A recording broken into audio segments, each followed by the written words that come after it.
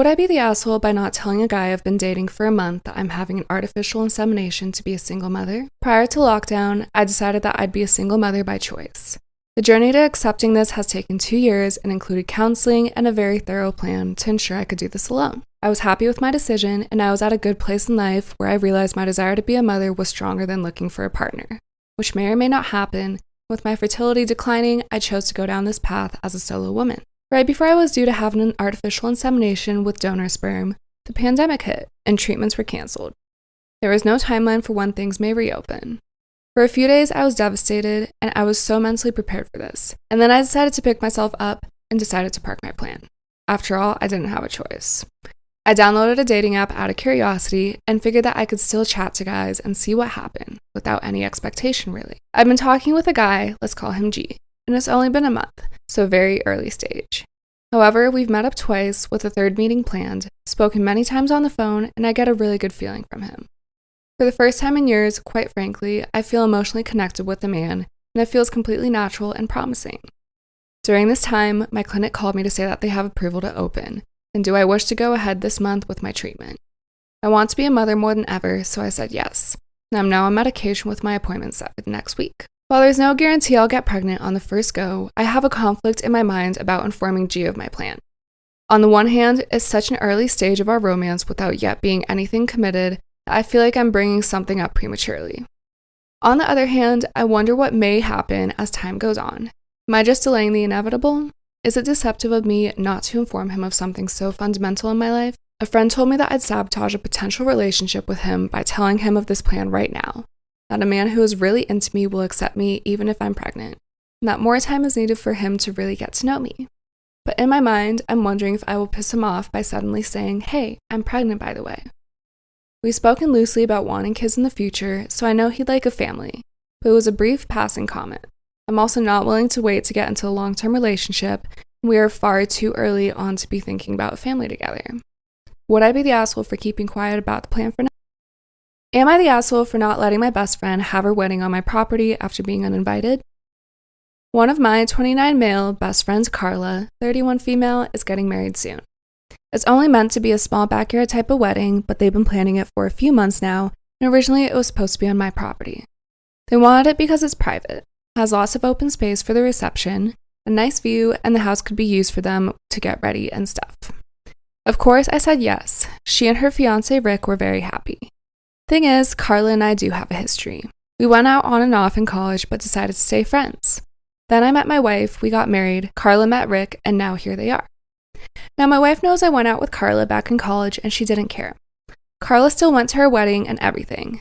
I never knew if Rick was told or not. It's not my relationship, therefore not my business to say anything, so I never did. Rick found out recently and not in the best way. Not sure how, but from what I've heard from friends is that one mutual friend told him, no idea why, that we used to date. Not only that, but apparently Carla said a couple years ago she was still in love with me when she was already dating Rick. Don't have actual confirmation if that's exactly what he was told. All Carla told me is that Rick was told about our past and he's angry at her for never saying anything. It became quite a drama and didn't hear from her for over a month until now. She told me they're going to couples counseling and that the wedding is still on, but Rick requested that I do not attend. It sucks, but I totally get why he wouldn't be comfortable. Then I asked the obvious question, where are they going to hold the wedding then? To my surprise, she still said that they want it at our place. Rick said so too, and in my mind, I'm going, he doesn't want the guy who dated his fiancée years ago at the wedding, but still wants the wedding at his house. My wife and I are expected to just not be at our home that weekend, and I told Carla no. They're going to have to find someplace else since we're not going to simply leave our home to them for the weekend. Not only for safety reasons, but it just doesn't make sense. Rick doesn't want me around because he's not comfortable, but is comfortable enough to have their wedding at my house.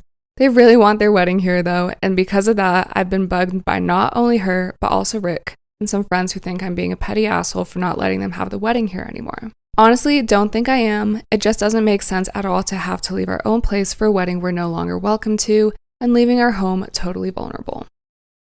Still being accused of sabotaging their wedding, and Rick believes that is the least I can do after everything. Am I the asshole?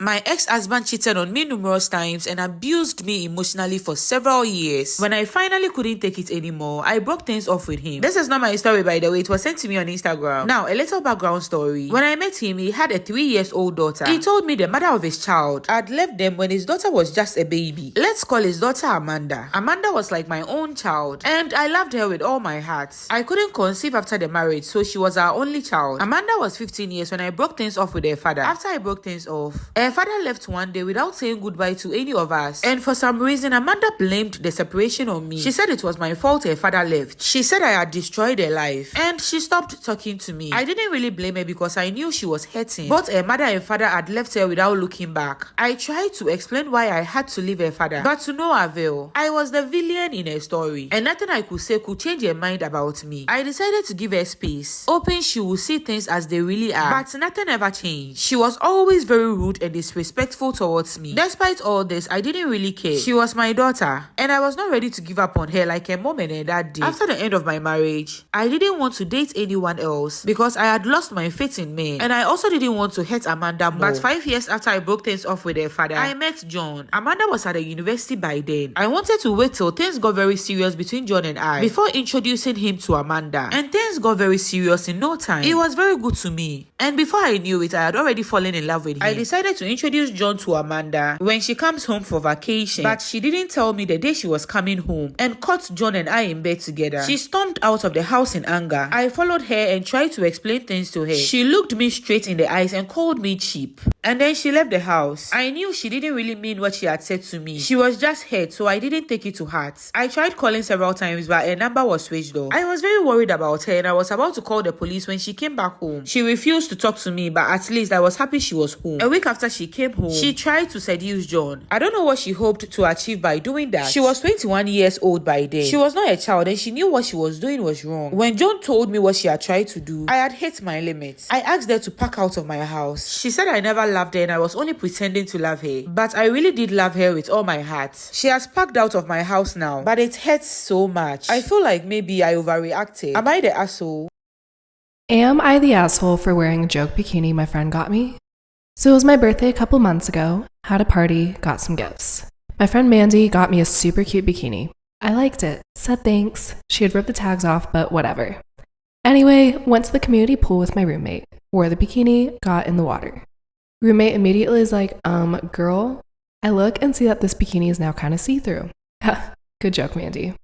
Anyway, Mandy invited me over to her place to hang out with her and her boyfriend and a few others. Most leave and we're still hanging out. I'm like, hey, what if we get in your hot tub? I go change after them. I meet her boyfriend in the hot tub and she's getting me drinks. I hop in. Immediately he's looking at my chest. I pretend I didn't notice and just make small talk. She comes out a few minutes after and just looks in shock. Eventually, she gets in. Is that the one that I bought? Yeah, I love it. I wear it everywhere. Make up some stuff about how I wore it to the beach, some party with lots of guys, etc. And she's just like, oh. We're in the hot tub for about 20 to 30 minutes, eventually get out and change. She approached me after and was like, I'm sorry, I thought you'd notice, but it's kind of see-through. I'm like, yeah, I know. Why'd you buy me a fucking see-through bathing suit? She's like, it's a joke. Wait, you knew? So you just spent the last 30 minutes flashing my boyfriend on purpose? I reply, I'm just wearing my birthday gift from her. Anyway, am I the asshole? I'm the asshole for leaving my date at a bar. I went on a date with this girl Sunday, and let's call her Maddie. I've met Maddie several times through my friend's girlfriend Sarah. Maddie was always super nice and fun to talk to, so I asked her to hang out Sunday, and I knew that she liked football, and I asked her to come watch the game, and we met at a sports bar for dinner. I pick her up Sunday, we get to the bar, and Maddie said that her friend was there sitting at a table with some other people, so she went to say hi. Then she asked if it was cool if we went by and sat by them. I didn't really want to, but I agreed. We went over and she introduced me, but basically from that, I felt like a third wheel. Tried to talk about football with them, but they didn't watch sports. But I sat there and watched the game while Maddie talked to her friends. Time passed and the game was almost over, and I told Maddie I was gonna head out. Then they started ordering drinks, and I didn't have any because I was driving, so I finished my soda and told Maddie that I was leaving. She got confused, and then I had to wait for her to finish her drink since I was gonna take her home. Then she started screwing around with her friends again, and I said I'm leaving. She didn't say anything, so I just left. My friends then called me later saying how I stranded